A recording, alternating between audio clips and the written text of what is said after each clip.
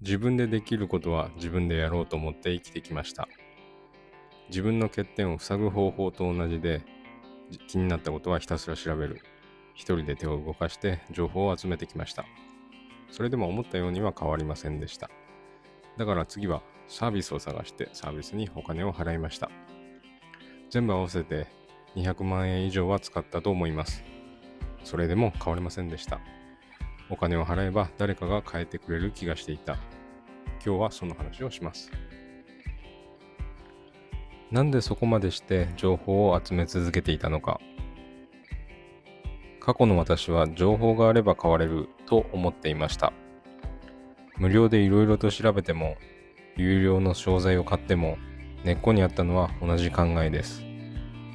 新しい情報を入れれば自分は変わる。そう思っていたからです。ずっとこのループの中にいました。そのループの一番最初にあったのが英語でした。留学するために期限内に TOEFL というテストの目標の点数を取りたかったんです。無料の情報では足りないと思って有料のコーチングを購入し、結果として目標の点数はギリギリ取れました。だからこれはやってよかったなと思っています。その他英語に限らず自己啓発の講座にもお金を払ってきました。やりたいことが見つかります。私と関われば変われます。そういう言葉に惹かれて申し込みをしました。すごそうな人にも見えたし、実績もありました。でも自分が思い描いていたものとは少し違いました。どうして変われなかったんだろう。考えてみると少し理由が見えてきました。自分のことを自分で振り返る。それを一人でやるのは難しい。面倒くさくて全然手が進みませんでした。だからこそもっと楽な方法があるんじゃないかと思ってしまう。講座に入ったとしてもワークをするのは自分です。振り返ってみると自分は仕事の時の外注みたいな感覚で取り組んでいました。だからダメだったんだと思います。じゃあお金は何に払っていたんだろう。一番外注したかったのは決断の中身じゃなくて、それでいいよというジャッジだったのかもしれない。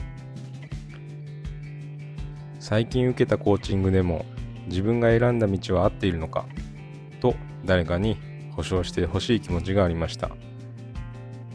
自分の人生なのに自分の判断に自信が持てなくて、代わりに決めてくれるような人を求めていたんです。考えるのに疲れてくるとそうなってしまうことがあります。あの人がああ言ったからこうする。それだとその場しのぎで一時的には楽にできるかもしれません。でもうまくいかなかった時の責任を相手になすりつけているかもしれないと気づいてしまいました。最終的に向き合うのは自分自身。仮にお金を払ってもそこは外注できない。でもいろんな経験をしてダメなことばかりでもありませんでした。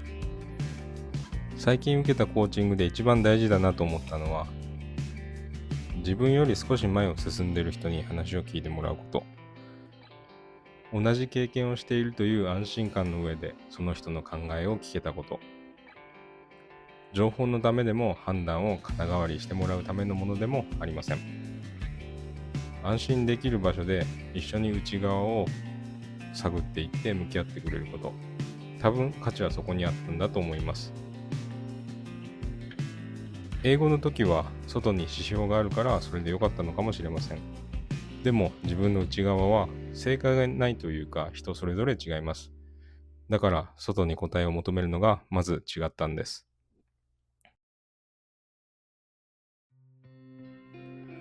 私が払ってきたお金は当時は無駄だったと思っていました。